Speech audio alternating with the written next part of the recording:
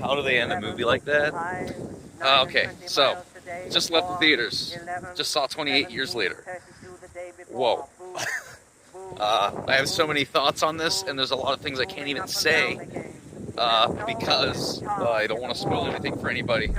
But first, what I'll say is they ended it. Like there's not a minute wasted in this movie.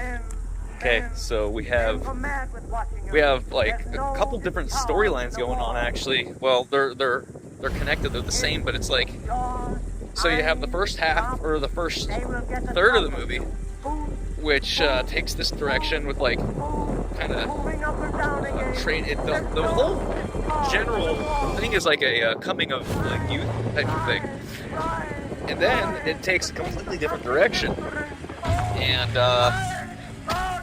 then we get into like a almost, I don't want to say rescue operation, but shit. But we get to a point where it's like, oh man, this is like high fantasy, but like, okay, let's talk about the positives here. So there's barely any negatives that I can think of off the top of my head. We got first, let's talk about like one of the main things is like the world that we're in now. So we have obviously it's 28 years later, okay? So there's a lot that has changed. We see society the way it is. A lot of what you saw from the trailers if you watched it.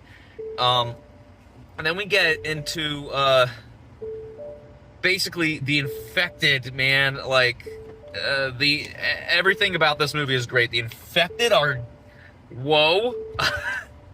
The very intimidating infected. That's one of the positives. I don't know how to fucking not spoil this for you guys. We got new infected. We got, basically the infected have built their own society just as much as humanity has recreated society.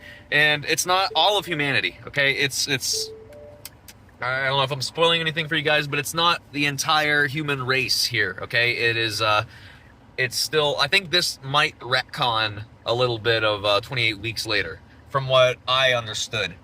But essentially, it's still the island. It's still just like contained. They talk about it actually in the beginning. There's some titles at the beginning after the opening scene, which is insane, where they kind of explain that it's been there's a whole quarantine island, and the rest of the world's kind of just fine, from my understanding. So they have like patrols and quarantine patrols by the military that are kind of checking on the island to make sure everything's all right. Which that's a whole subplot of a few characters in that.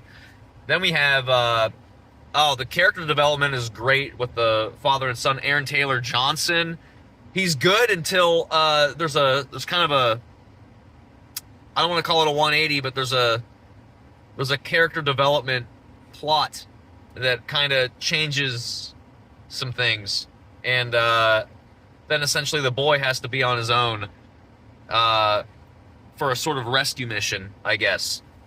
And it's not what it sounds like. I'm wording this to not spoil anything.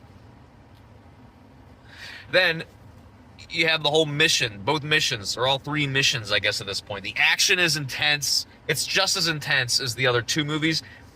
Part of me, and I know I just got out of the theaters from this movie, and it's been a long time since we've had a 28 movie, but I want to see like a free roam GTA style Rockstar movie based on the world that has been built in this. I would totally fucking play that, because what they do in this, the world that has been built 28 years later, is very impressive. I love what they do with everything they do here.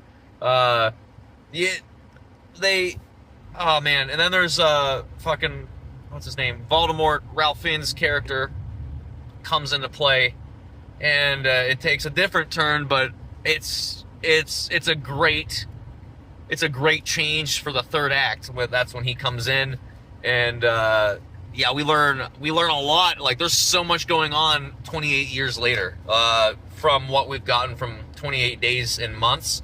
Like, whoa.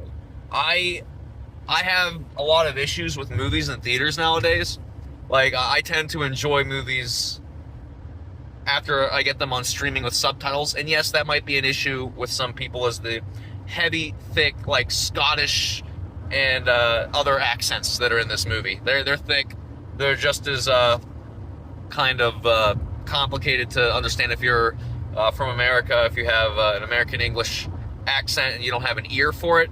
But honestly, after the first 10 or 15 minutes, my ears were attuned to their accents, and I was able to understand most of what they're saying.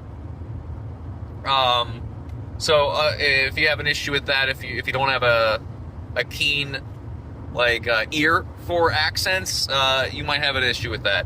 I didn't have an issue with this necessarily. I actually thought it was kind of cool, but I can see people having a problem with, like, when an infected gets hit, there's a weird kind of like glitchy jump thing that they do. And remember, this is all shot on an iPhone, so I don't know if those shots were intentional to remind you that it was shot on like the newest iPhone 13, whatever the fuck. I don't use iPhone. I have Google Pixel, but whatever the camera was, I honestly forgot that it was shot on an iPhone. But there are moments, like I said, when an infected is being shot, it does a weird glitch effect that I thought was maybe a problem with the theater, but no, that's an everyday thing. Near the end of the second act and then the third act, there's some funny dialogue. So this does have, I think this one plays with humor a little bit more in certain aspects. The whole thing, trust me, this movie's not even close to being a funny movie. But there are aspects of this movie. There's dialogue from one specific character that is hilarious, and you get it for a good maybe 10 or so minutes. But overall, the movie's not funny at all. And then the end, the last 15 minutes or so are this movie delivers every emotion out there. I was like, I know my horror genre, but it's Danny Boyle. He's really good with bringing the emotions out, and I legit was tearing up and crying. I had to fucking wipe my nose a few times during this movie. It did an amazing job, especially that third act, which I normally have problems with third acts nowadays, but yeah, this is a very solid sequel. And right now, if I had to rank them, it's tough, and I don't want to say it's the best yet until I get Bone Temple, which, the way it ends, we're going right into Bone Temple. The way it ends is, I don't really have, this is one of the rare movies of this year, or the last couple years, that I've enjoyed fully in theaters, and I would totally take my family to see it. Or at least my wife. My son might, that's another problem. Yeah, don't take your kid to see this, because the majority of the infected are completely naked when they're running around.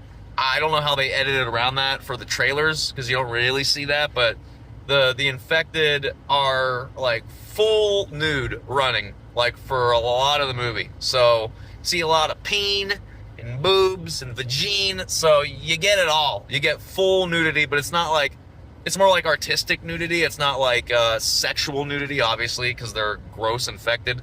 But yeah, that was another, like I said, that's another fun thing that I enjoyed, was the way they work with the infected and the society that we have built to survive this. Everything's great. I'm running on almost 10 minutes here, so I gotta cut this short for TikTok. But I can do a part 2 on this if you guys are interested. Go see this in theaters. That's all I gotta say. This movie was great. One of my favorites of the year. Peace.